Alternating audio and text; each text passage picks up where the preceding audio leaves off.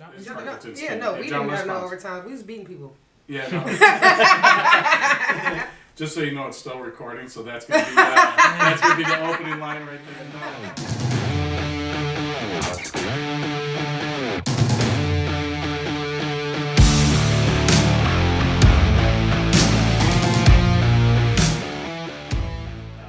Playdemic Podcast, episode 51. I am your host, Gary. We're going to go over some quick commissioner notes. Fall League registration is open for both flag football and ultimate frisbee.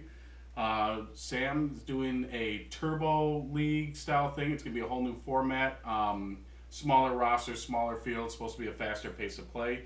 So if you have any questions about that, reach out to her and she will fill you in. You can get to her through my website or by going to tricountyultimate.com. We got some player intros today. We're going to start on my left first with Kyle Angelari. I play for the Macomb Mambas in the recreational division, and I'm a police officer for the Metro Parks. It's been a busy summer, but we're almost to the slow season, and that means football. My name is Senga. I play for the Usual Suspects. You want my job title? Sure. I'm not a fucking cop. I'm a senior business strategist for Rocket. It's been a year. Yeah, it I'm Sam Brenz. I also play for the Macomb Mambas in the recreational division. I'm also hosting the Ultimate Frisbee League this upcoming fall. And I am a student at University of Michigan doing my master's in social work. Cool. I got my master's in social work. And you have? Yep. Oh, sweet. Yep. I'm Blair Baker. I currently play with the new and invented team that's coming out this fall called Pretty Lethal. I was formerly on Gary's team. We were great. Don't let anybody tell me anything else. We were great. I'm a student engagement program coordinator at Wayne State. Sweet. I'm only kidding about you being a trader. I actually love the idea that you're going and building like an all-female team. Yeah. If you would have gone to the Mambas like some other people, I would be a little upset.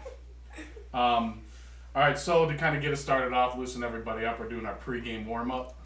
This is going to be a series of quick answer questions. I'm going to go around, ask you each your own question. Answer as quick as you can. Try not to think about it too much. Make sense? Yep. All right. Senga, since you're wearing a Lions hoodie, I'm going to direct the first question to you. If you had to get rid of one player, is it Gibbs or Amon-Ra St. Brown? It's Gibbs. You keep Brown over Gibbs? Yeah. Do I answer? Do I explain? You can give me a quick explanation, sure. While Gibbs is great, and I have his new jersey, I think we can find another Gibbs. I don't necessarily think we can find another Amon-Ra. I like it. Sam, did you play video games as a kid? No. Okay. Sorry. All right. Lord of the Rings or Harry Potter? You kind of look like both are good, but I watched Harry Potter as a kid. Mm-hmm. All right. Blair, I know you played some games as a kid, right? Not as much as you probably think. Oh, okay. If you had to have the Lions have the number one defense in the league and the worst offense, or the best offense and the worst defense, which one are you picking? Well, we already had the best offense and the worst defense, so I'm going best offense and worst defense. Right, I like it. Yeah. Kyle, better sidekick, Luigi or Tails? Luigi. Like it. There you go. Senga, PlayStation or Xbox? PlayStation. Yeah. Not everybody can be winners. I'm not even going to explain. You don't have to. PlayStation for people who don't have friends, Xbox for those who do. Okay. Sam, catching a touchdown in a game or getting a sack on fourth down? Ooh, I think getting a sack on fourth down. I agree. All right, Blair, attending a football game in the cheap seats or staying at home and kicking it with friends watching the game? At home, kicking it with friends. Yeah, unlimited booze at that point, right? Mm-hmm. Yeah. All right, Kyle. You win a free trip to the Super Bowl to watch it live, or you guarantee the Lions make it to the Super Bowl? I'm going to have to say Lions make it to the Super Bowl. I'll go to a game down the line.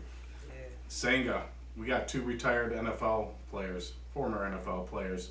You get to pick one to join your flag football team. Calvin or Vic? Michael Vick? No, Vic's Vapor Rub. Yeah, Michael Vick. He's my hero. Sam, Nike or Under Armour? Nike. Alright. Blair, spring ball or fall ball? I'm going to say fall ball. Haven't played yet, but fall is my favorite season. I like it. Kyle, Apple or Samsung? Apple. Nice. Cats or dogs, Senga? Dogs. Yes. Alright, this one's a pretty philosophical one, Sam. This is going to be tough. Is a hot dog a sandwich? I'm about to get jumped. No. Alright, I mean, it's meat between bread. But alright. And then Blair, grape or strawberry jelly for peanut butter and jelly? I'm gonna go great. God, man, something's wrong with I don't you. even like PB&J's. That's what's crazy. I'm just guessing. And then Kyle, you're gonna finish us off here. Marvel or DC? Overall, DC, movies, Marvel. That's a stupid answer. Pick one or the other. DC. Pick again. All right. So we're gonna move into our all-out blitz, which is we're gonna ask you guys some direct questions, personal questions. These are where I try to stir up some controversy, cause some trouble. Senga's already smiling because he got to pre-read some of these. But we're gonna go ahead and start out from the left, Kyle. I've had multiple people reach out to me asking, is Nick not playing in the fall? What can you say to that? I'll say that's a good question. We'll see. We'll see. That's a weak We'll answer. see. Give us some details. You know, because I see he's moving away. He's going to the other side of the state. Looks like he's bringing a friend with him. He's going to a friend, actually. And it just so happens him and that friend, they'll be making the drive every weekend. Not the friend, James. He's got to miss every other weekend, unfortunately. But Nick will be here every weekend. He just doesn't know when to quit and walk away. Huh? Gets his butt kicked every year.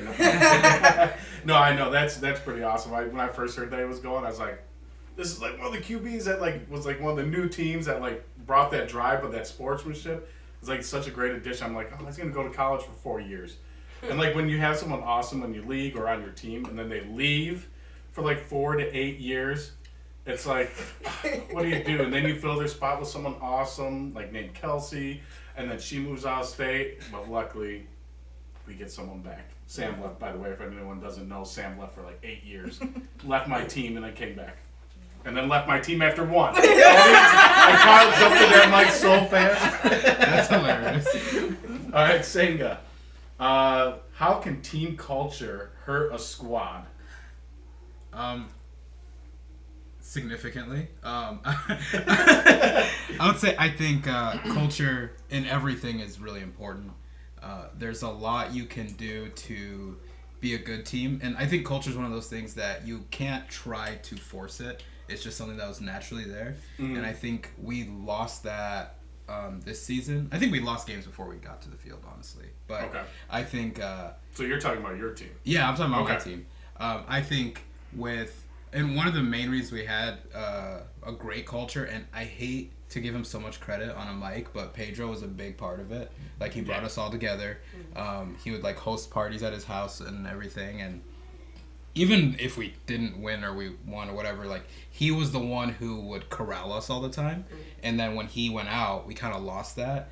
And then people will try to fill the void, but the people that try to fill the void, sometimes they're just like, man, shut the fuck up. Like, so I think we lost a lot of culture when Pedro stopped, and then we had like Vic, who was a monster, and we had a bunch of like superstar girls on our team that we lost like at the same time. Yeah. And that's what really burned us.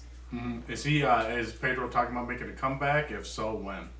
He's talking about it.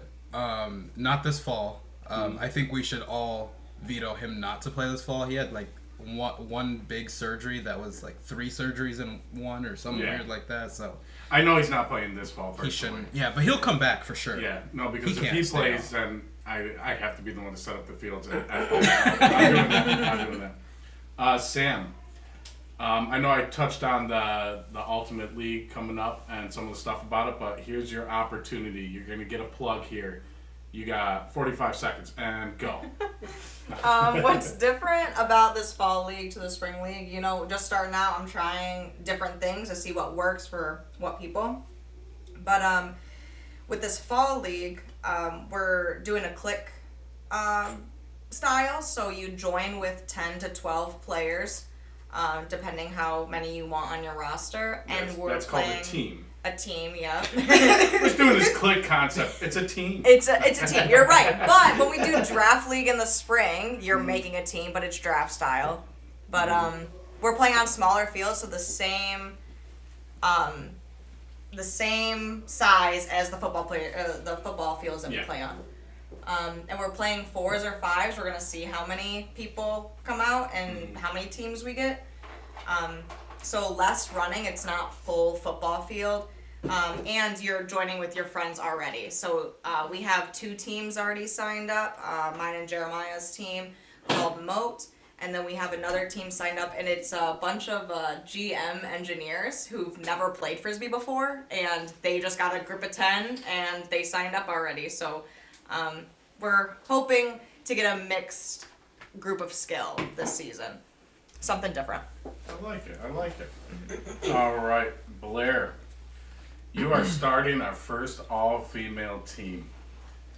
Tell me a little bit about what motivated you to do it, how you started it, and how it's going. Yeah, I mean, the league is dope, It's a co-ed league, but it's still within that same lane, It's not like the teams are even, men and women. It's like you only got to have 3 girls on the field at a time. And then you get these gender plays where folks get stuck in, and sometimes that's the only time that women get the ball, right? And I'm just like, I want to give women more opportunities to get plays on the ball, And it's like, if it's a women's only team, that's the only thing that's going to be happening on the field, And it is also like, no offense to half of the folks at the table, but I want to hurt a couple dudes' egos a little bit, I like it. Do you think, like, right now, in the current way everything's set up, that girls aren't getting the ball enough, or? I mean, I think it really depends on, like, the QB a lot of the times and, like, what's happening on the field. I think if teams are down, then they're usually going to their taller guys, which is, like, trying to get it all the way down the field. Or, like, I played in sub in one game. It was a tie game, and at the end, they got caught in the gender play, and they just didn't even try it. And I was like, crazy. I'm like, crazy. You gotta at least try it. You know what I mean? Yeah. I wasn't with you on the deep ball for the tall player. Like, that just makes sense. But right. But even with that, like, with my team, some of the people who's on my team, they taller than some of these dudes in this league. So it's like, we're gonna show y'all something on this field. that's what's up. I know I've talked to some people about this type of stuff, and I've always come to this thing, like, you have 3 girls on the field, 5 guys on the field, right? Yeah. The girls per individual probably actually see more targets than the guys do on like a team that plays balanced ball.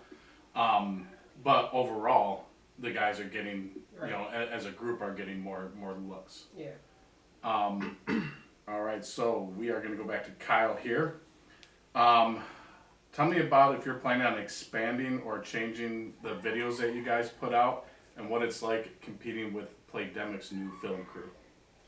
Well, it's a lot of fun. I don't really see it as competing. I see it more so as, just adding to what already is a great thing.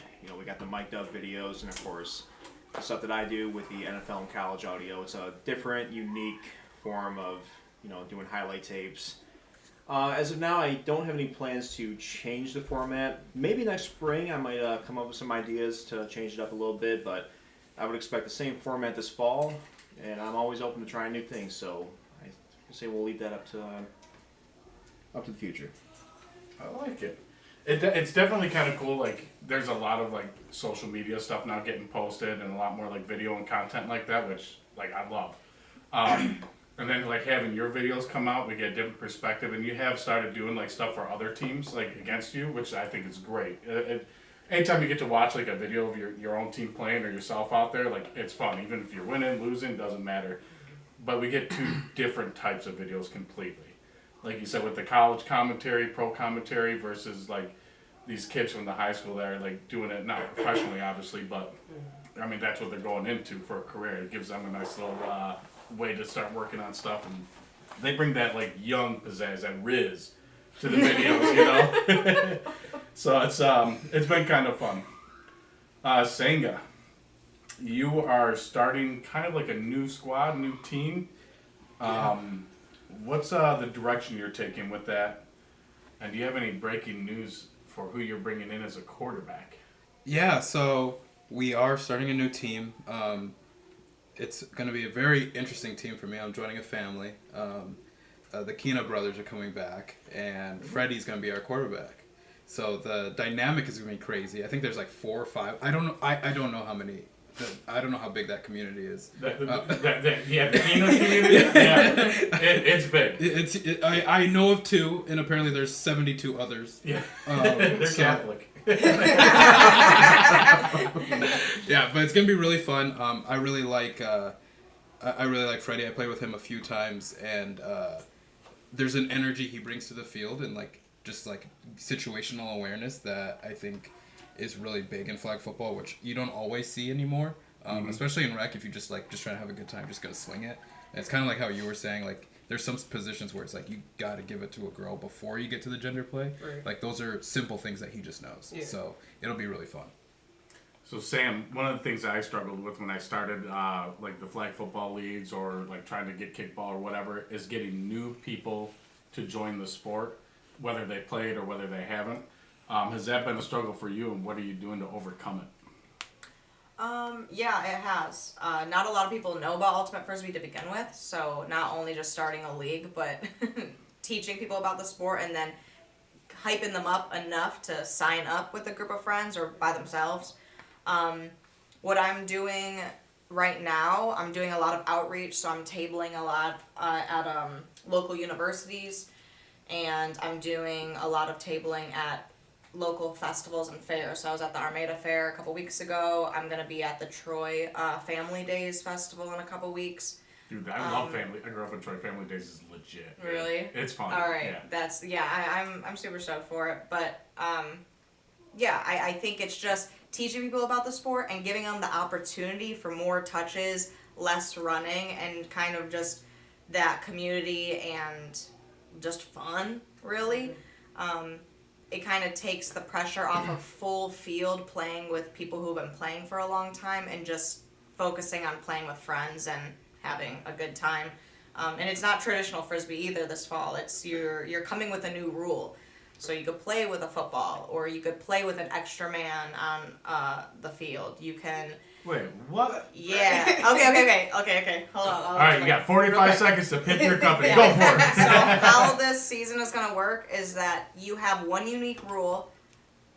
With your team is coming up with one unique rule to bring to the field for that game. And you can activate this rule once per half. So you're playing Frisbee for the most part, but if your rule is playing a point with a football, you can play Frisbee rules but with a football and toss the football for 1 point per half. Okay, we need a Playdemic flag football team out there to represent the football's better than all teams.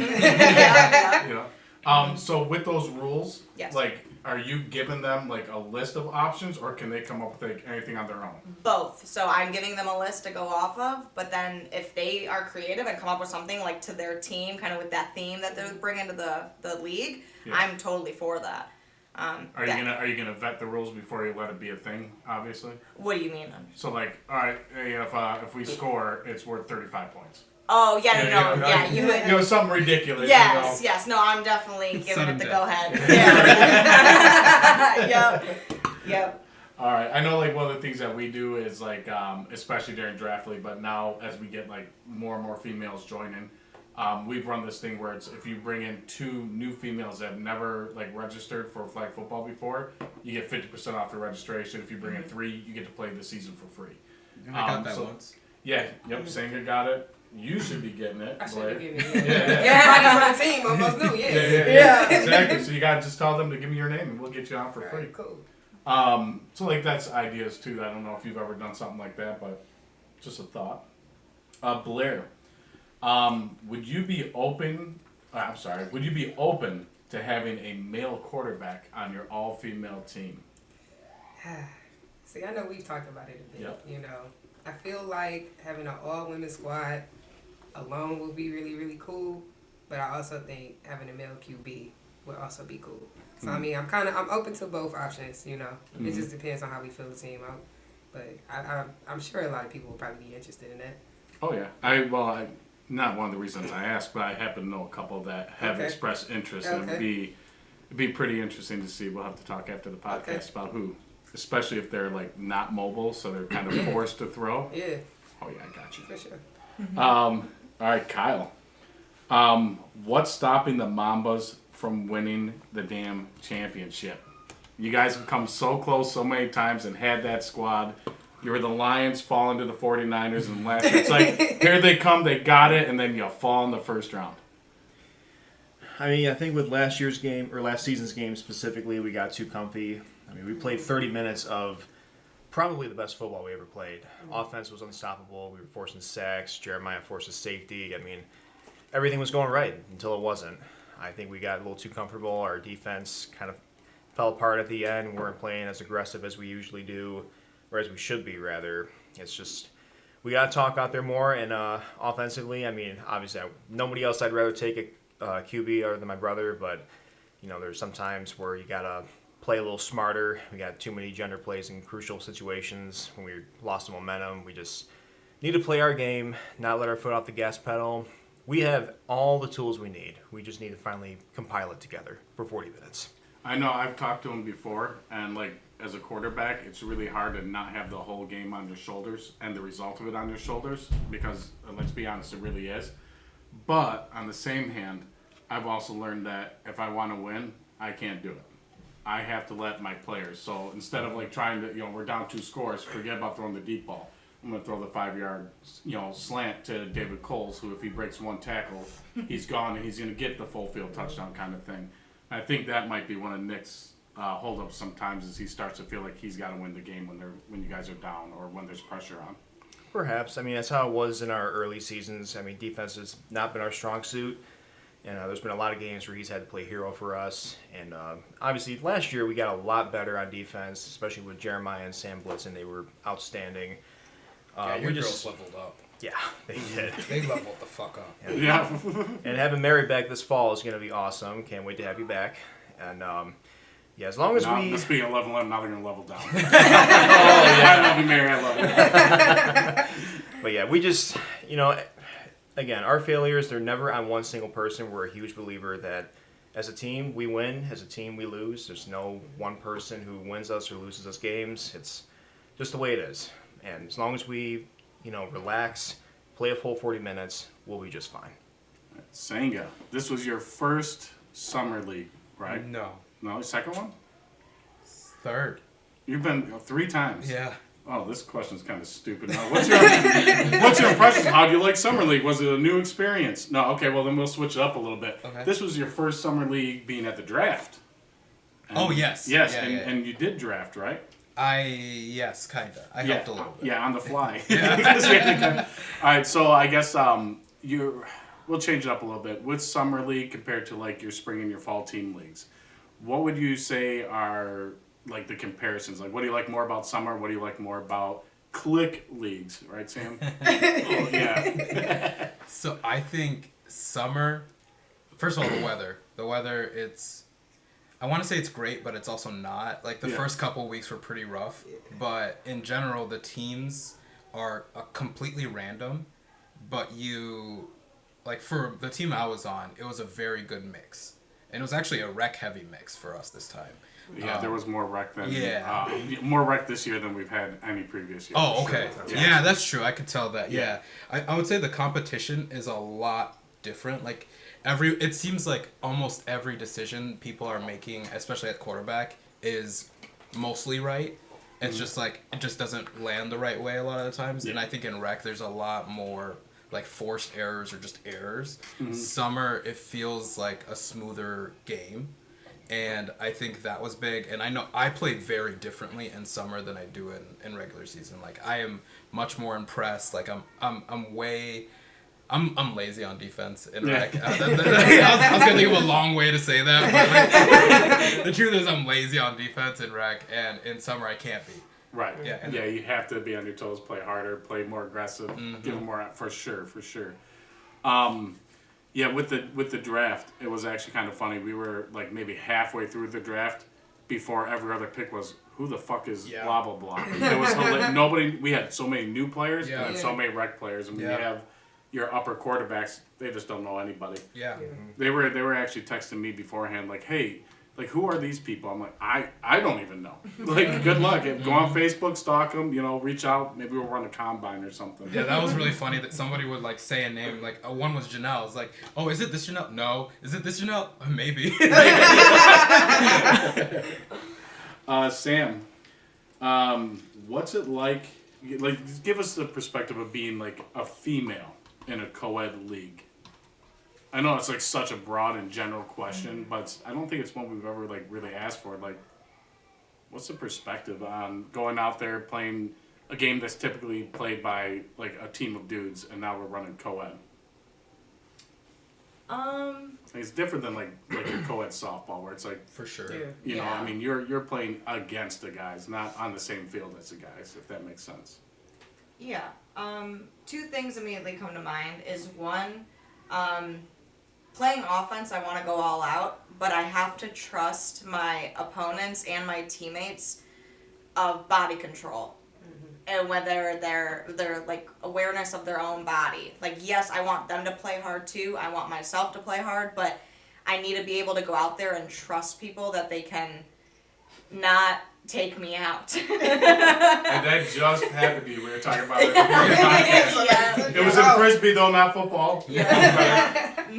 Because, I mean, same scenario though. Even if I go up in the end zone, like this past season in football, in spring season, I went up in the end zone and I got like shoved in the back. And it wasn't called at the time, but I mean, I just wouldn't want that happen to anyone, but let alone little old me with all these dudes and the big ass dudes in the end zone, Yeah, didn't you try to fight one of my players?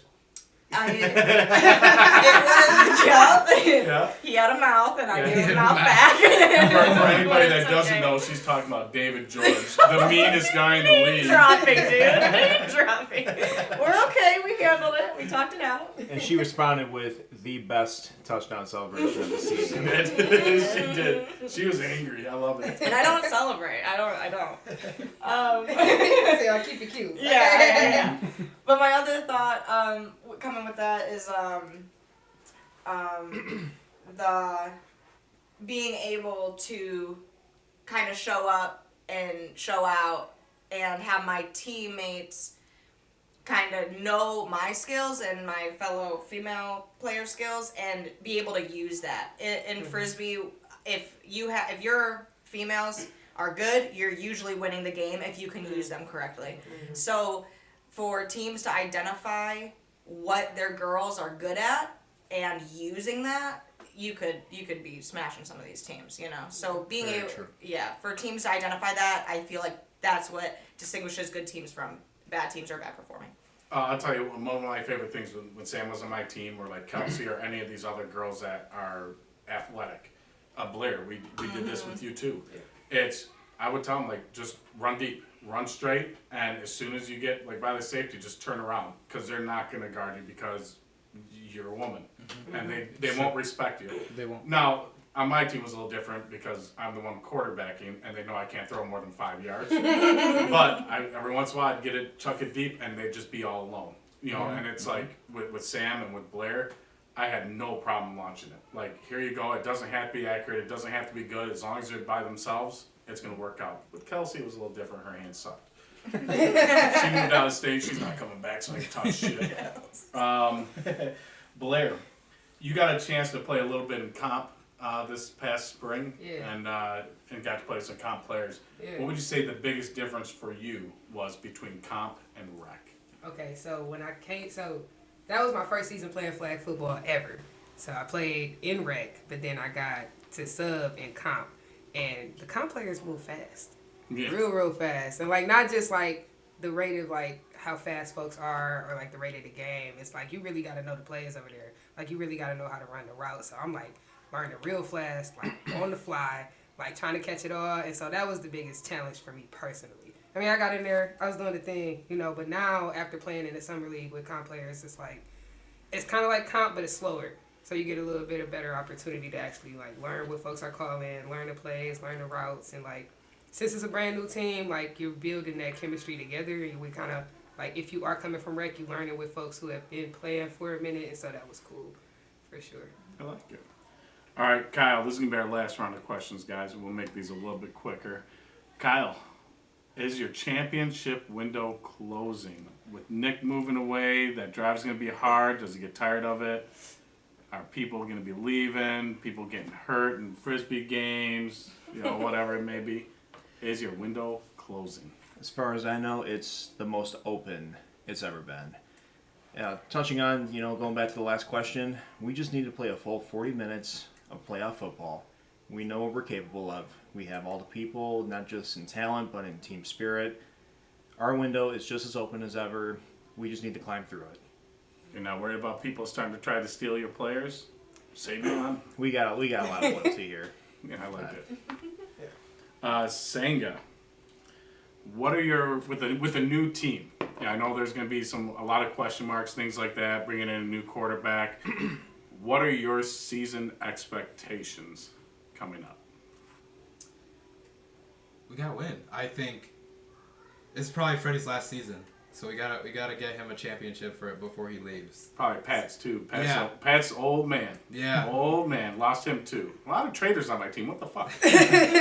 Well, honestly, that was one of the main reasons I wanted to play with them. Is like they were like, I don't have Pedro this year, and then the Keno brothers are like, we're only probably gonna do one season, so this will be perfect for me to do one last season with them, and then I'm back on the market. Just so you know, not to set the expectations you should have. I played with the Kena for 2 seasons. The Kenas for 2 seasons. Mm-hmm. I was their quarterback. The first season I played with them, we won a championship. That was as the usual suspects too, wasn't it? No, that was 2 Kenas, 1 cup. That's or 5 Kenas, 1 cup. That's what 5 Kenas, 1 cup. And then we came back as a repeat offenders and lost. All right, Sam. I think I got another question for you. Did I only give you 2 or 3 here? Oh, running a league. So I've been running football. I could talk for 2 hours on this stuff and complain for about an hour and 45 minutes of it, I'm sure. For you, though, you're like new to this. You only have 1 season under your belt. What are the pros and cons? Hey, someone's alarm's going off. Thanks for that, anybody. Blair, what do you got? What's the alarm for? 8:20? I have no clue. You got Absolutely no clue. All right, so what are the pros and cons to running your own sports league? Pros, being able to see people have fun and seeing it all come together.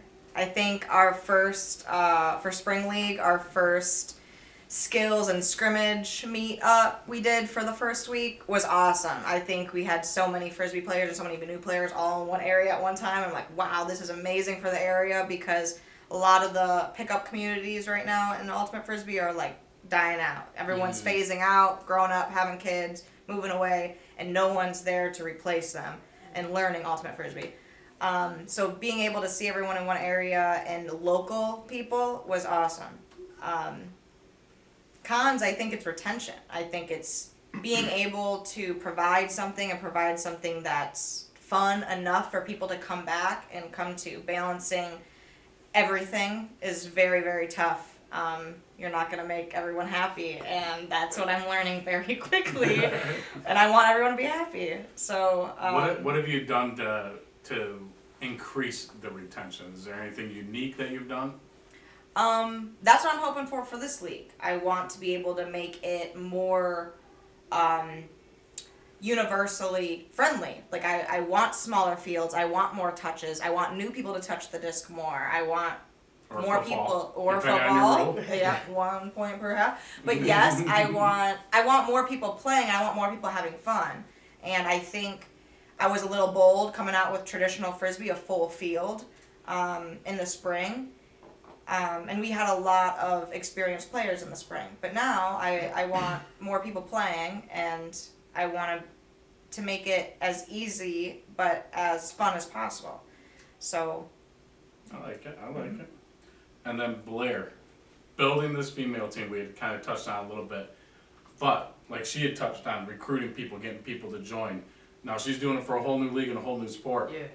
What was your approach to getting girls to join this team or potentially leave teams that they were already a part of? Yeah, the tough part is that people are like, I committed to my team. They're like, I really want to do this, but I'm committed to my team. Like, even on the Facebook page, people are like, can I be on 2 teams? Like, yep. you know, like people. I finally answered that by the way today. What was the answer? No. You can only be on one roster. Now, who knows? Maybe rules will get bent, but not this season. Yeah. I gotta stick to the rules this season. Y'all can sub for me though. Sub for me. But yeah, people want to do it, but it's like they made their commitments already, which I do respect. And a lot of people are interested in it. A lot of people are like, this is a great idea. You know, and so I'm hoping that like there'll be a lot more interest and people are like super stoked to sign up for it within the next season that starts. I'm bringing a lot of people into the league, which is really cool. Gonna be playing for free, people. Yeah, Sweet. for I sure. like it. Then they're excited to like play like either like just general football fans or like looking to get more active or like looking to meet more people and find new hobbies. So like that's been cool to do. It's just like using my own connections and just meeting people out in the wild of like, do you want to do this thing or not? Is there going to be any concern that when you bring these new girls into the league, they go out there, they ball out or whatever, that other teams will be watching and trying to recruit them for their teams? Nah, I mean, that's the whole point, right? It's like being able to like showcase women's talent on the field and like giving them opportunities to make more plays, giving them opportunities to actually like shine and do what they do so people can kind of get a better view of what women do in this league. I like it. You know how scared some of these quarterbacks are going to be to throw interceptions, let alone like lose? I can't wait to see like the first quarterback that's out there just puckered up, man. He's so careful about throwing interceptions, he doesn't throw the ball ever. That's coming. I guarantee you that's coming. For sure. All right, so we're going to move on to the next segment here. This is called the Huddle Up segment. It's going to be questions for the whole group. So if you have something to say, something to touch on, I'll probably try to guide it to start, but feel free to say, try not to talk over each other. We're going to start with the art of rushing. The first part about that is what truly makes a good rusher. We have 2 at the table here. So speaking of girl power, we'll let you 2 start on this one first. What makes a good rusher?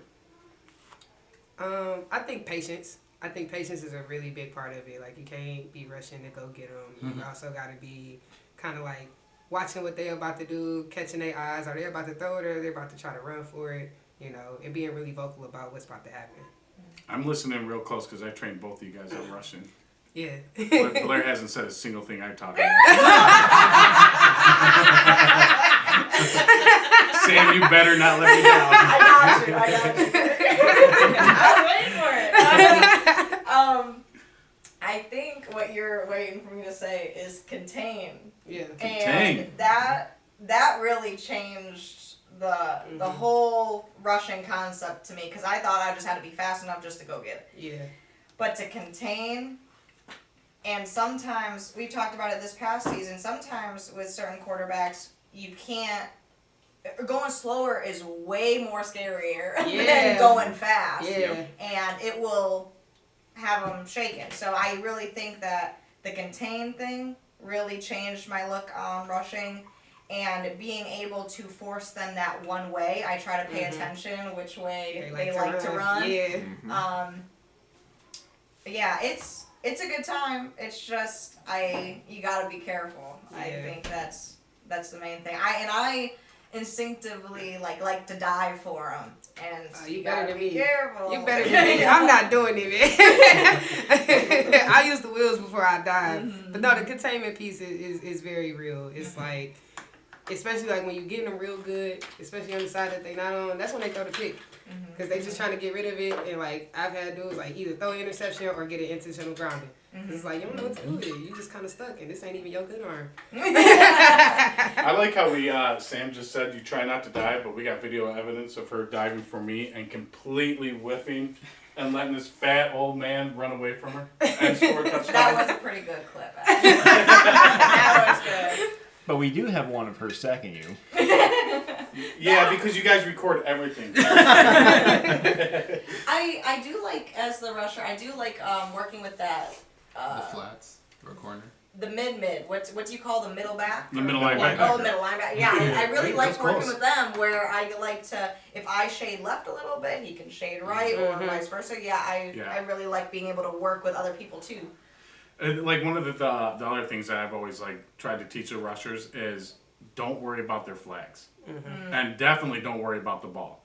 Like don't try to put your hands up, jump up, and swat the ball necessarily, especially with like a Blair or a Sam, because they're so quick. As a quarterback, yeah, put your hands up. That means you got less time to sack me. I have more time to throw the ball, kind of thing. And then, like you guys said, the contain is huge. Because if you've got a quarterback throwing off his back foot, the ball goes higher. It's in the air longer. The throw's not as accurate. It doesn't have the velocity. I still, stand by a good rusher will cause a quarterback to throw more interceptions than a quarterback's bad decisions. All day long. All right, the next one on here is the difference between having a male and a female rusher. What are the advantages and disadvantages of both? Height. Height For sure. Like in the summer league, me and John would like alternate who would be rushing, and like we'd do it in a real cool way. Like you didn't know who was coming. That was fun. But I mean, depending on like how tall the quarterback was, or like where I could tell they was launching it. Like sometimes I got a tip, but he's more often to get the tip for sure. He's up there. What about like speed? Is there like, I know you and Sam are kind of like exempt from this because you guys both have that, and like it's not even top speed. Forget top speed. It's quickness. Yeah. That like it doesn't even matter like how fast you accelerate. It's a quickness when you're going side to side. Yeah. That's what frustrates you. You got the fastest girl rushing at you. If she can't make a cut, a fat ass like me can sidestep once and then have the whole field or extra time kind of thing. But when you have a male rusher going in, now you have another female on defense, or like you said, playing middle linebacker possibly, or things like that. Is that a disadvantage? When I first started, I feel like mostly females rush. Until recently, like this season, I started, I guess maybe I'm paying more attention or whatever, where males have been rushing. So I think as long as the females can play in other spots, which I know they can, but like as long as they know their positions and how to, I think there's both disadvantages and advantages. Yeah. Well, we're closer to the ground, so we can move quicker. Yeah. But, You're eye level with the flag. it's easy. But with dudes that are taller, like Jeremiah went in and killed it. So like him being so tall, they couldn't throw over him where they can just dish it over me. You know. He tipped so many passes in the few games that he rushed. And there's a reason he'll be our main guy coming up in the fall. Oh, demoted, Sam. That's gonna make that's gonna make this next question sting a little bit. That's okay. Is the rusher the most important position on defense? Oof. It's up there. If you're able to put a QB who can't really throw from certain angles, like on the run, running left, right, or backwards, whatever, you're going to make their not only their life hell, but if they can't get the ball out, then the offense is going to be ineffective. So I would say, in that regard, is definitely one of the most important defensive positions. Yeah, for me, I always said that the thing that every championship team had in common was they had great female players. Reliable, good, sure. whatever. I've never seen a team that won it without good female players. And I think that kind of stems to the rusher. Before, it used to be females were always rushing. The team that had a good rusher, man, it was like your defense, just like the NFL. If you have a good defensive line, you're putting pressure on the quarterback. It makes the corners better, makes the safeties better, it makes the linebackers cover. You have less time you have to cover, especially in zone, Right. So to me, it's always been, that's why it was the most important position, because if you have good females, you're smoking people on defense. The quarterbacks hated it. Yeah. I mean, I feel like it's a partnership. Like, and I mean, I guess it's like at the end, it's like the rusher and the safety. I feel like those are the two most important pieces. Like, if you go on the short ones, then like the rusher's gonna hold it down.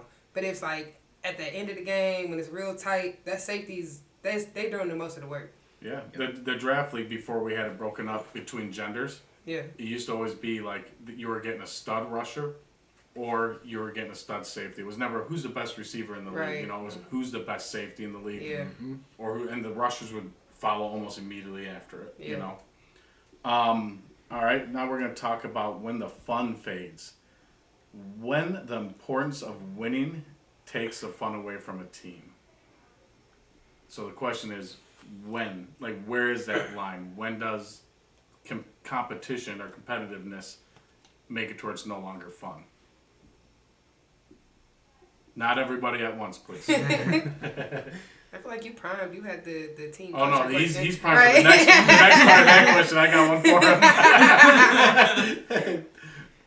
I mean, it's hard to speak from experience because we just completed our first season with a winning record, so I can't really have a for sure answer on that. But I mean, maybe let's say you're like the Buffalo Bills, you make it to the championship 4 straight seasons and you lose all 4 times. It might, deter some people depending on who you are. I mean, I think it's more of a personal thing. I mean, obviously, in some cases, it could derail a team, but I mean, kind of just talking out of the blue here. Again, not from experience, but that's what I got. Everyone here must just have a lot of fun. I honestly think it's when you're not involving everyone. I think it's when you're winning, but so-and-so didn't touch the ball all game type deal. Or multiple people aren't touching the ball that game. And I think that's where the line is for me. Because if I'm not participating in the win, like I'm not gonna sign up next season. Yeah, get your money's worth. So that's interesting you say that because like a lot of people have the exact opposite view. I don't care if I get a single pass thrown my way. If we win, we're good. Hell no. You know what I'm feeling, guys? The women are more selfish at this stage. If the culture, if yeah, you're right. Maybe I would say that if my group is so good. Like, honestly, don't cover your ears, Gary. Damn. Honestly, Hold on. On every gender play, you got the first look, Sam, so you got plenty of looks. You were involved in all our losses, thank you. But how wholesome and how family oriented him and Nick make this team and everyone else, honestly, it's insane. And I'm just like, at first, I'm gonna air this out. Go ahead. At first, I was like, these people practicing in the snow What a bunch of before nerds. spring season. I'm like, I'm not going out there. I used to get videos of them doing it. 3 of them running routes. No, and now, like, after playing a season with them, I'm like, oh, I kind of want to go practice now. Like, that kind of makes sense. Like, so with that family, community, family-oriented team, like, yeah, if I don't touch the ball, I don't care. Yeah, take the title, please. Wow. That was kind of makes sense. when I first started quarterbacking. It was kind of the same thing. We had this like real family-oriented thing, but one, I was hot garbage. I was never a quarterback to start. I had to learn on the fly, but we were losing a ton, and we did start, removing players that were like what we call cancerous, and bringing in. We're gonna upgrade. We're gonna bring in a better player, and we started winning. And it was fantastic, But now I'm on the exact opposite, which leads us to the next question is, when does losing take the fun out of the game? Because at this point, I'm old, I've already done it all kind of thing, except for win a championship in my own fucking league. But, like, I'm really all about having fun out there. I could care less, or I couldn't care less if we win a game, But I know that the people that I'm playing with do care. So, like, I give it effort, but, like, now I'm starting to be concerned, like, ooh, do I need to step back and let somebody else come in and quarterback that can lead them to a win and still have fun? Yeah. So where's the line for Senga? This one might be for you, bud. Yeah, I know. I think, and we didn't lose that much, but like, shit, losing especially if you're not used to it in general in life, whatever. Like, it gets very infectious, and if you feel like kind of how I said earlier, like, we lost before we came in, or we'd look at another team and just be like, they're gonna fuck us. Damn. Like if we had like that energy, and I'm honestly like a chill guy on the field, like I'm just trying to have a good time, and I'm talking shit the whole time, and like if I feel like I can't do that as much, or if I can't like be like, yo, you gotta step up your game because I feel like they're gonna get really prickly with me all of a sudden, then I know like, okay, we gotta make a shift. whether it's me leaving or the team having to break up or something like that. Like, because we all work for a living, right? Like, we're all, except for Gary, but like we all work.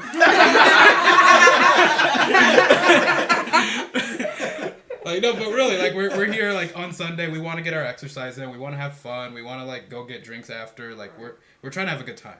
Yeah. And if it means that this group needs to break up for us to become better separately, I think that's a sacrifice that we all have to make. Yeah. That's pretty interesting. I like that. Like, breaking. It's almost like you need to change the scenery, Hendon Hooker.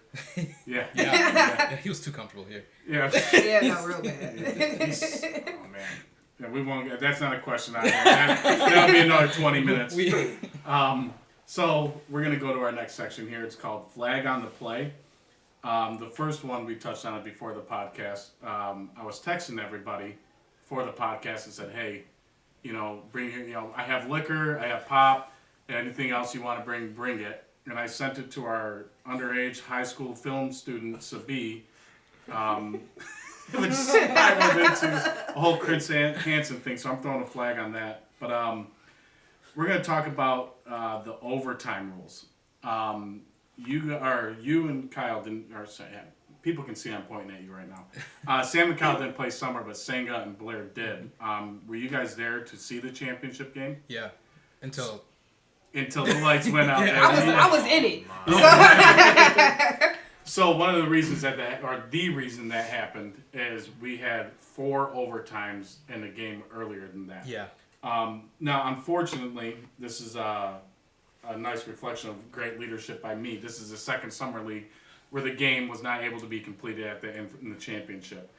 So we're looking at revamping the overtime rules.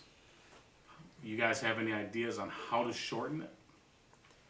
So what college football does after, I think, 3 overtimes is each team gets a play from the 2-yard line. It's basically a 2-point conversion play in college. Just one play. You get it. The other team has to get it as well to keep going. If not, that's it. We've had a lot of suggestions on this. That's the first time I heard that one. I'm like, immediately, I'm like, oh my gosh, it's so much better. One play. Yeah. I don't care who wins games. I really don't. I have no bias in any of this. Yeah. I want them done. So like that right there, like, oh yeah, after 3 overtimes. How about after 1? Let's do it after 1. Let me make my proposal right now, because I hate that. I understand that there's a time constraint and we only have the field for so long, but there's a reason that we keep going, in some cases for 2 at the end of games, because we're there to win. Soccer's are for ties. Maybe for the regular season, because remember, ties. That's a new one, guys. Ties are for soccer. Ties are for soccer. But sorry, I had a couple. So you know how the NFL, they kind of have different overtime rules for playoffs and regular season. Yeah. Maybe for the regular season, just do no overtime for regular season. Save your breath. That's not happening. Well, my proposal is 1 play each, whether it's an extra point or 2-point conversion, just like the college rule I proposed. Playoffs, you can keep it the same format for playoffs. Yeah, I mean, I like that and treat it like a one-side. Yep. Yeah. I like the idea of like giving each team like at least 4 plays the way we have it set now, and then you have the choice to go for 1 or 2, so you can kind of pick your own fate. Yeah. But if it doesn't finish after that, from the 2-yard line, the 2-point conversion I think is a fantastic idea. I can't believe it hasn't been brought up yet. And because it's not going to take up that much time in the regular season, like this might actually happen before fall, where ties will be settled with 1 play from like the 2-yard line, maybe the 5-yard line or something, because we don't want mobile quarterbacks being able to just shoot across, like because that'll happen instantly. But it adds maybe a minute to the game, a minute and a half. Like we could probably potentially make that work. This is why we do podcasts, people. Love these questions. One of the other issues that we're running into right now is we have comp divisions got like 10 teams registered. Rec division has, I believe, 8 or 9 teams registered, and intermediate has 4 teams registered. So we won't go into details about potentially moving teams up, down, or whatever. Yeah. But we have talked about over the last like 2 years interdivisional play, where you have teams from comp play intermediate play rec kind of thing. What's your guys' opinion on that being a thing? With this setup, we'd be looking at intermediate and rec playing against each other.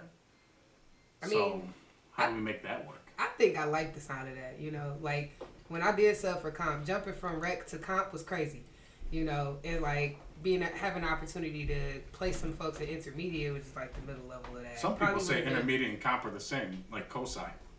but then he backed it up, so. I mean, I wouldn't know. I haven't even actually seen any intermediate games, you know. But And I think that's the reason. you know, but Because we don't see. I do think for like rec players, it seems a little bit less intimidating. We had talked about one of the ways of doing it would be, we'll go hypothetical here. We have 8 rec teams, 4 intermediate teams, right? We have an interdivisional week, and the 4 intermediate teams will each play 2 rec teams. So as a rec team, you're like, okay, well, we're playing against intermediate teams. You can basically count on like getting 2 losses. But if it's the whole division having to do it, where your top 2 teams play the top intermediate team, Yeah. you know, 3 and 4 play number 2, 5 and 6 play number 3, and 7 and 8 would play like number 4. Everyone's got kind of like an equal chance, but it also gives us like a measuring stick on where these rec teams are at and if they belong in rec, or maybe they should be an intermediate kind of thing. What's your thoughts on that? So, are you thinking like soccer rules, like European soccer rules? Like, What's that? So like, I'm American, Senga. Okay.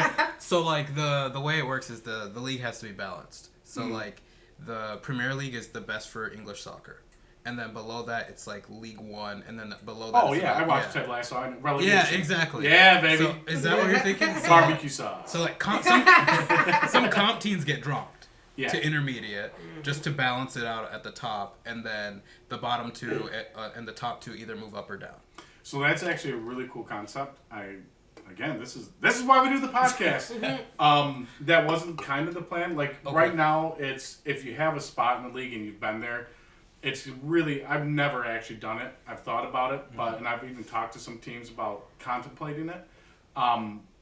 But moving the team down, forcing them to be down. Right now we have 10 teams. It would probably be like, okay, who was the last team to sign up? Because the people that have been playing for years, I don't want to force them down. Yeah, that would. Yeah. You know, that's like, if they're fine being kind of at the bottom of the heap, maybe they had an injury, maybe people couldn't make it or whatever. Right. But it would take a couple seasons where you're constantly at the bottom, like for like Fletcher's team in comp. They were struggling a lot, or Purple Rain in comp was struggling a lot. And I talked to Fletcher, like, hey, you guys should probably move down to intermediate. Half the team wanted to, half the team didn't. So we left them because it wasn't hurting anything. We had enough intermediate teams.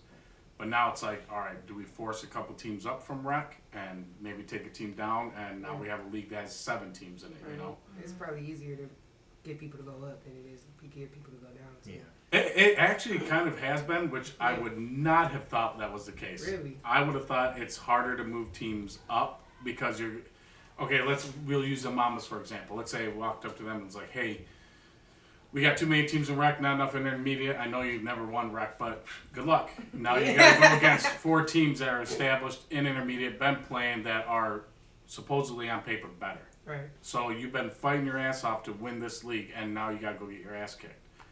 Yeah. Like, that's tough, you know.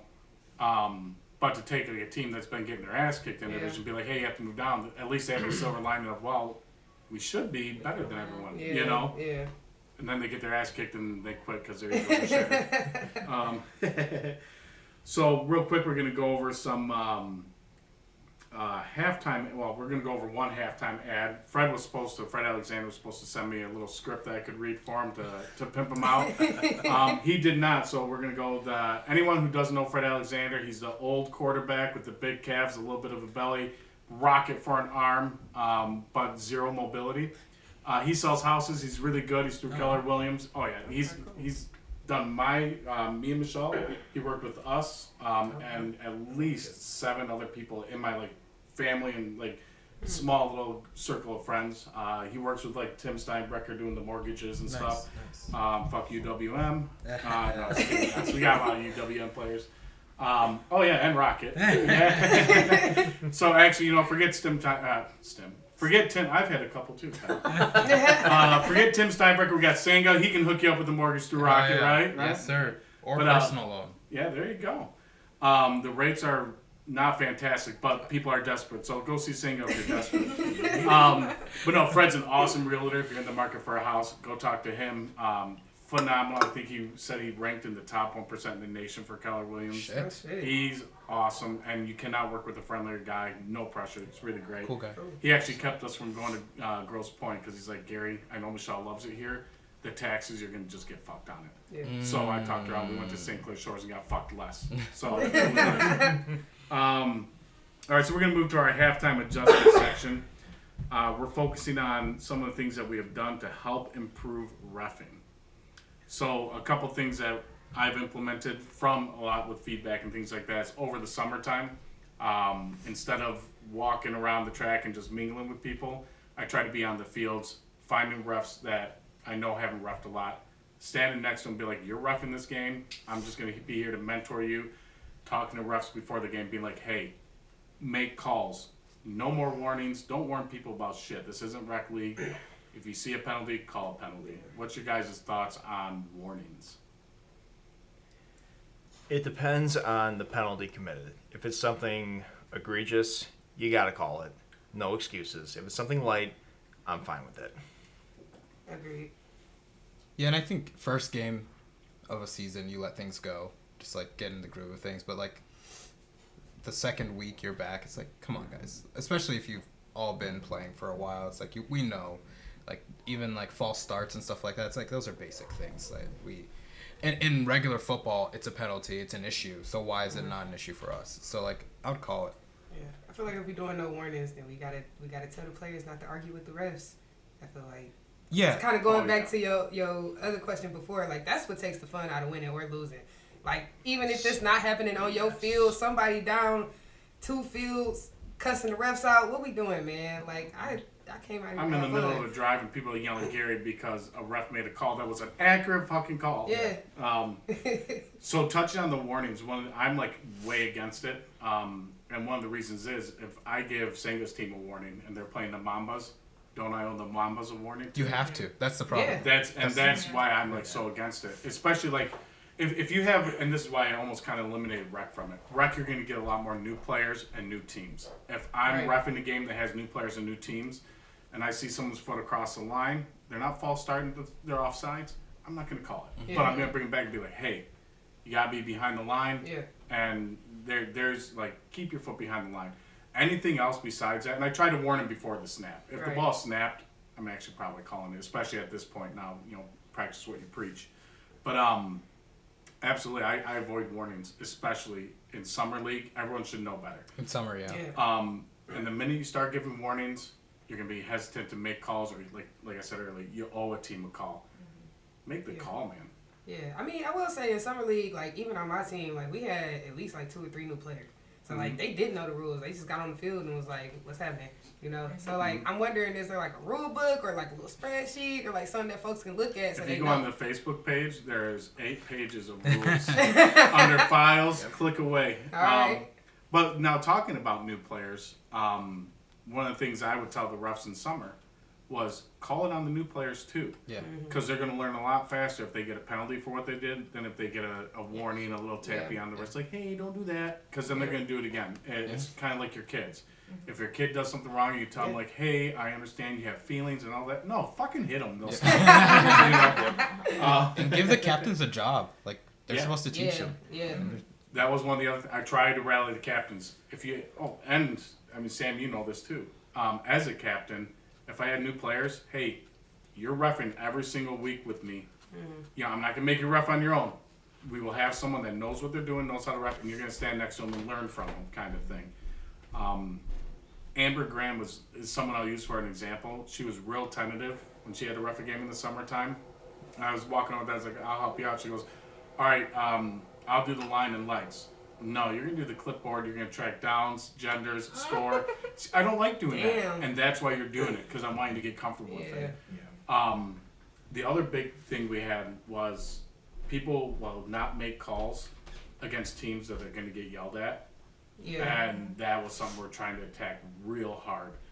Have the confidence, make the call. If they yell at you, every ref, I don't care if you're wrong. If you want to eject somebody out for yelling at you, do it. Kick them out. Tell them to come talk to me. That's all there is to it. Kick them out of the game. I will have your back 100% of the time, even if you're 100% wrong, because at least you took the action. Any player on the field that does something far enough to get kicked out, you should have been kicked out. Yeah. Like almost always. Yeah. The refs are going to make the wrong calls. They're going to not know the rules. They're going to screw up. We're players before we're refs kind of thing. On the other end, though, because we're doing a lot of advocacy for the refs, we got some lazy refs in this league. Oh, man. yes. I mean, had some players where it's like, I didn't see it. Like, what do you mean? You supposed to be down there. Why you down there? Like, Yeah. you know? For sure we do. I would... Why you got to bring up shit like that? I mean, that's what the podcast is for. That's what. No, you're not wrong. And luckily, like, I can... And as soon as you said it, a couple names popped to my head. I'm not going to say them because I'm not doing that to people. But for sure, there's some out there. And then when that does get brought to me, we do go talking to the captains. If they happen to be a captain, Damn. we have a long discussion. And so far, that hasn't gone anywhere. But we'll make it work. You know who you are. So one of the other things that people have brought up, in fact, TC has brought up, like, hey, what are some extra things that we can do for the league, like maybe before, especially like draft league? He wants to put together like either like a skills competition, like pump, pass, and kick, or something like that. A combine before the draft where people can come out and like do some fun stuff like that. Or we've also done exhibition games. There's no way I'm gonna be able to get all three of that, those things happening. Out of those three, or if you have a better idea, something different, what would you guys like to see brought into the league along those lines? Can I just say, I feel like all that stuff, it would be a lot. It's extra. Like, why don't you just have something where people can get to meet each other? Like, if it was just like a bar crawler, something like everybody meets up at a bar and you're like, hey, I want to play this season. My name is this. And like the captains all sit at one table and just introduce each other. Because like, I don't know if you're going to be able to get people out. Like, summer is actually a hard time to get people out, period. Yeah. So like committing to a league and there's like, oh, these motherfuckers want me to be in a combine now all of a sudden. I don't even know. I mean, I probably wouldn't go to play for a combine if I know everybody knows me already. Yeah. So then that reduces it. But then if you're like, oh, we can meet everybody, we can like shoot the shit. Like, I mean, maybe combine's a good idea. I know plenty of leagues do that, but like, I'd rather just meet each other at a bar. I actually like that idea. I would do like even here, I'd be like, hey, everyone come on over. I'm gonna throw on some video games, order some pizza. If you're new, get here. Yeah. Come meet the captains and Because that's what it's for. Yeah, that would be our what it combine. is, yeah. Come eat, play, have fun, socialize. It's a social combine. Would you guys prefer something like that over doing like these exhibition games that we've done in previous seasons, like the girls' games, the age games, and things like that? Ooh, those are fun though. They are fun. They're hard to organize, especially with the playoffs all being in one day. And you won't see your true skill anyway. The people's true skill, because like it's just a random hodgepodge of people. But Got it. I like it. I like the social event. Again, Me. no. That's what podcasts are. God. You were so good I at had the the last line one. when I needed it. One of the things that Playdemic focuses on is what we call the more of the league, which is like where people come up with ideas, kind of like you guys did today. Yeah. But about like the belt going around, that was somebody else's idea that they brought. We used to do a blitz, once per game. The team could actually call a blitz and have no count. That was kind of fun. oh, that's cool. We the onside kick, that was a player's idea. So we focus on trying to do the more stuff. This season we have the film crew out there. We do T-shirts, trophies, the belt. What's your favorite extra that the league does, or is there something that we don't do that you'd like to see? Let's get everyone's opinion on this one. I know, Kyle, we're going to force you to go first because you've already brought up the belt and telling me I got to order a belt because we have a missing rec league belt. Do we really? It was only $20 and it said WWE on Oh, it. the I think it actually spun too. I can't remember. Yeah, we never got a chance to make our video. We had the belt for 1 week. Yep. So we are ordering a new belt for rec, so that's coming. And one of the big extras I just actually am putting in the order tomorrow for Hall of Fame trophies or plaques. We got some Hall of Fame people. Plaques, huh? Yeah. Okay. We got some inductees for 2025. That's cool. But so what's your guys' favorites? Like, are the shirts good? Shirts cost me a shit ton. Do you guys like getting the free shirts? Totally. Of course you fucking. Oh, it costs Gary a lot? Totally.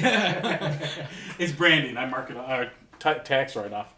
I think the mic'd up is just a fabulous idea. Yeah, that's I've always loved watching it for the NFL and sometimes for college, and it's a good way to market this league, and especially posting it to YouTube and the page and whatnot. I send it to a lot of people who I'm trying to get to join the league. Whether not my team, we're full, but just if you're interested in playing, this is what it's all about. I'll send them all different kinds of videos, not just specific teams or anything like that. So, what do you think, Senga? I really like the belt, honestly. Like, it's especially because the first time I ever actually had the belt where we actually got it, I think First time, only time? I think I've had it before, but we never got it. Like, somebody had it in their car or something like that, and we lost it by the next week anyway, so it didn't matter. Yeah. But, like, the first time I had it was this summer, and it was, like, just a cool thing. Mm-hmm. And I think that, like, those little, like, gimmicky things are really cool. Like, I don't know if... You don't want to add too many things to that because it'll spoil it, but maybe, like, something interesting like a turnover chain where people vote on, like, who had the best pick of the day or something like that.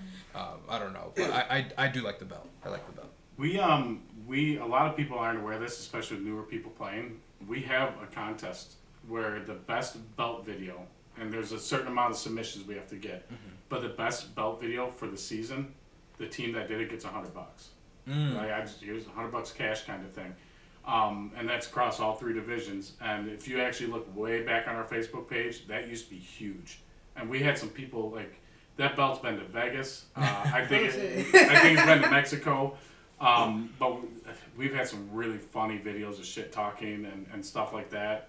Mike White had a really good one where he did like a 80s style sitcom where the opening he actually came out and acted as like every single person like on the team and did an impression. It was so good. That's cool. Yeah, we gotta bring that back because I think the first time I heard about it is when I had the belt. Yeah, well, we're definitely bringing it back, and all 28 people that listen to this podcast will know. But we'll also be posting on Facebook. What about you, Sam? What's your favorite more? I like the belt. I love that. And especially going on when I first moved back to Michigan and I was looking on your website and I saw the Hall of Fame. I think that was awesome. And then the mic ups. I don't know how often you plan to do that. Like, has it been just... So now that we have the film crew on, they actually will do the mic'd up for us. So cool. Every week, the current format, and if you guys have different ideas, we're listening. Current format's going to be one team is going to be followed for both their games each week. Okay. So you'll get mic'd up. I'm going to have them mic up probably both quarterbacks, because what I've found is when you mic up random players, like receivers or whatever, you're not getting the vocalization. There's a few personalities out there, which we will mic up that step going for sure. But we're probably going to try to do the quarterback and one other player from the same team. But that also gives basically 3 teams are getting a video every single week. We follow the focus team for 2 games. The teams that they're playing are each getting highlight videos. The other teams probably won't be mic'd up. Are you doing GoPros on players too? I think I saw TC with one. So TC started doing that. He runs some of our social media for like the shorts or the Reels, TikToks, and things like that. GoPros are not allowed. We do make an exception for him. He's been doing it for his whole flag career. And because he's getting content for the league, it's kind of like, hey, he can get away with it. Sure. After this last season, I'm kind of like open to it being a thing, but it's not something I'm pushing for personally or that I would provide. If people start saying they want to do it, maybe not. Depends on the player. We have some people out there that play like a car crash. You don't need a GoPro hitting somebody in the head kind of thing. TC so far pretty cool. So. Oh yeah. What's your favorite more? I do also like the mic'd up thing. That's really cool. It brings a cool element to the field. I think it gets people more engaged and more vocal on the field. I am curious, do y'all do MVPs? We have not done MVPs. What if you did a little MVP, like a little Pro Bowl at the end of every season? So That's interesting. Ooh. Right?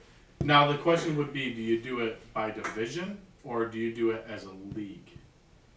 And what would you make the standards for? Because, I mean, you'd go the best player because they caught the most touchdowns, or are we doing it based on like, the best like personality on the team, or like what would be your I don't want to say requirements, but like criteria. What's your criteria? I would say by division for sure, and I think it could be a vote.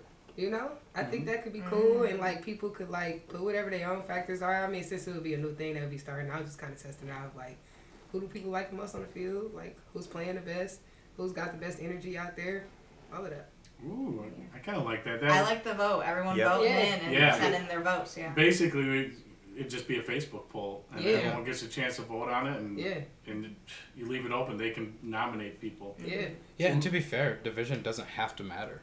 Right. Like I mean, I just probably wouldn't vote in the divisions I'm not in because I don't see those games. Right. But like, you don't have to lock it. Yeah.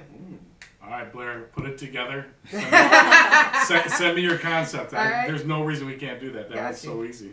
And I would like to chime in one quick thing. How would we do rosters for a Pro Bowl? Like, I know you're going to be an all-female team. Right. For everybody else, what are we thinking? Like, due to, typically there's 3 girls on the field, 5 guys on the field all the time.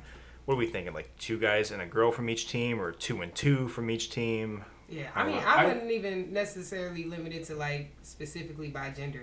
I think I would probably, in my mind, do it like kind of like the class awards. You know what I'm saying? Like who had the best personality, who was the best rusher, like stuff like that. I think you put it out there. You put maybe like 2 quarterbacks. If you're doing it as a whole, non-divisions, like 2 quarterbacks.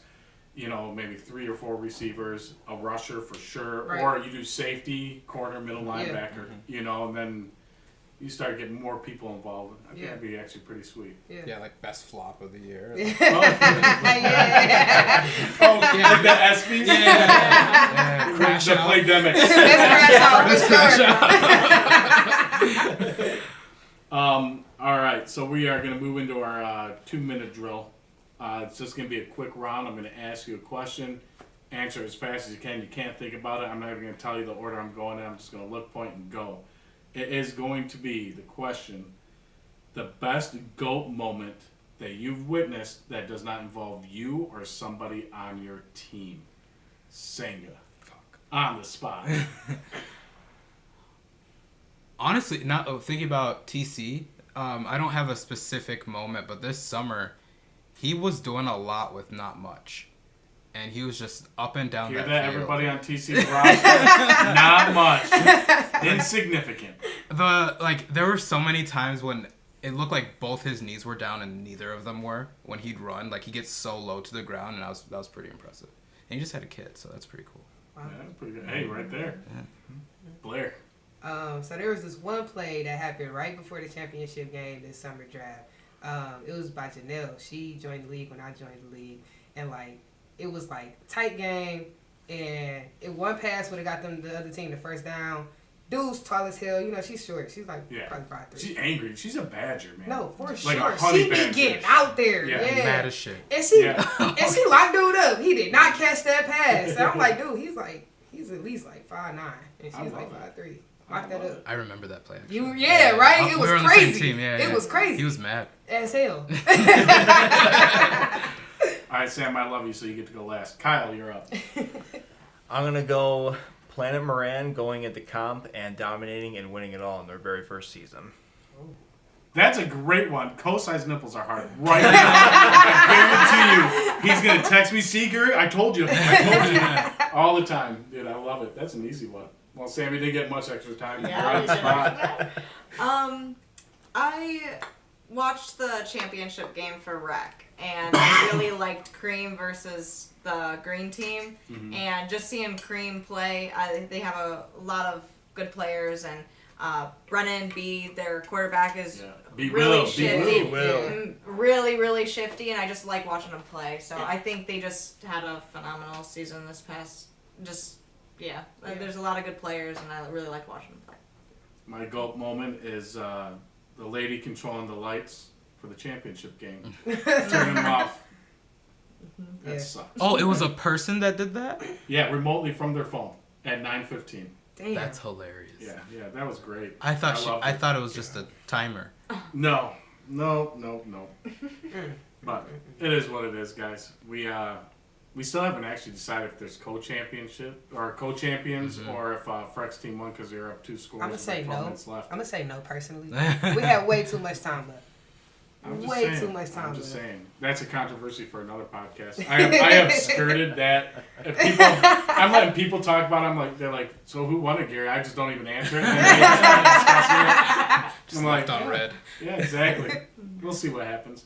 All right, so this is the final. We're going to go around the table. You get the mic to yourself, whatever you want to say. Go for it. We'll start with Blair. Oh, I wasn't expecting that. Reverse order. Right? I'm really happy I joined this league. I think I'll just start it like that. I'm coming into my 3rd season, which is really fun. I've gotten to play with a lot of different people. I've gotten to meet a lot of different people. I'm starting a new team. And just kind of stepping into this, even doing this podcast for the first time. Like, it's a lot of cool things that this league does, and I'm really happy to be a part of it. Happy to be at this table with you all, and really excited to beat a lot of y'all in fall. Hell yeah. Sam. This is 45 seconds. You get to pimp your league. Go for it.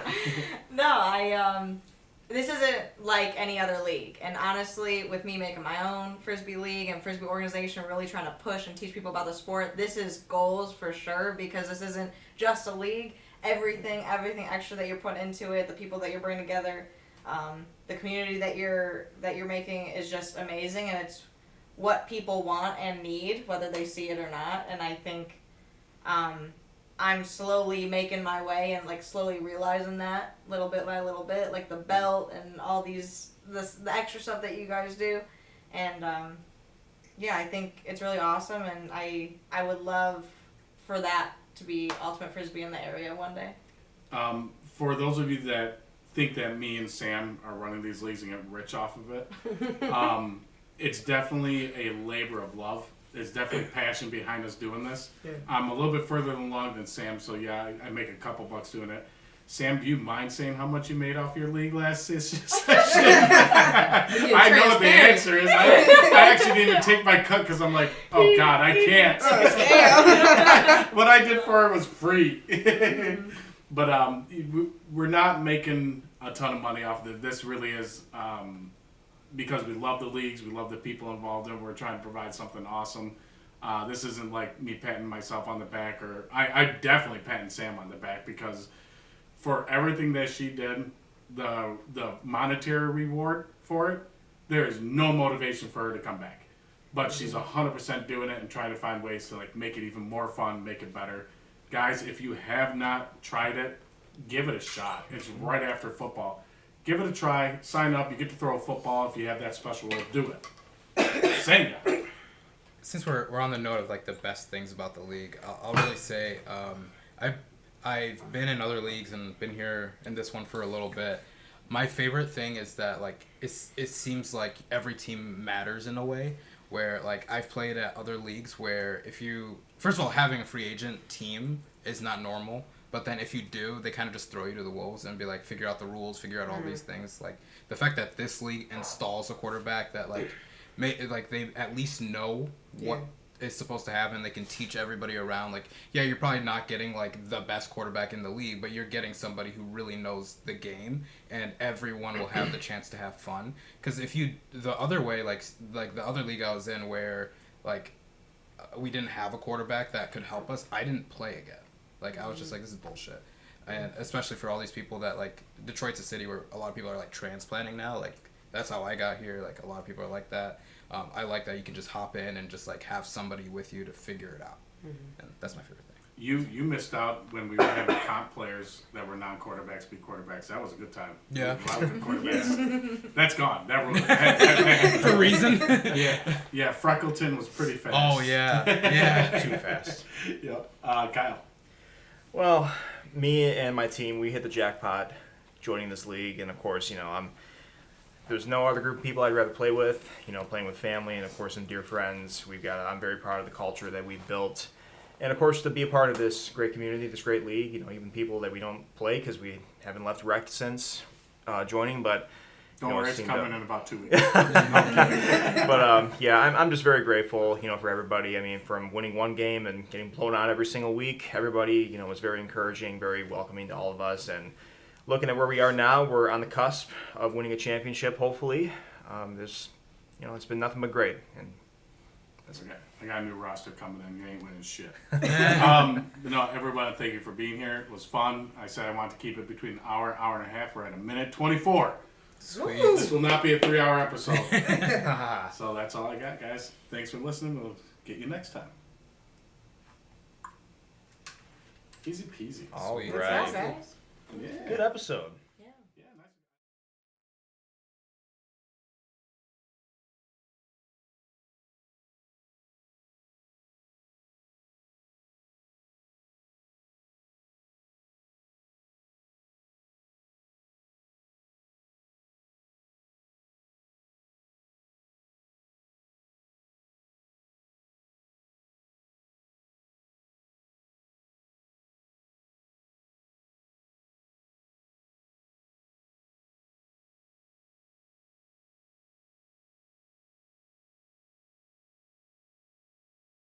Who is Oh John? wait, no, John is John, starting no, to yeah, escape. no, we John didn't have no responds. overtime. We was beating people. Yeah, no. Just so you know, it's still recording, so that's gonna be the opening line right there. Now I'll let you stop the recording.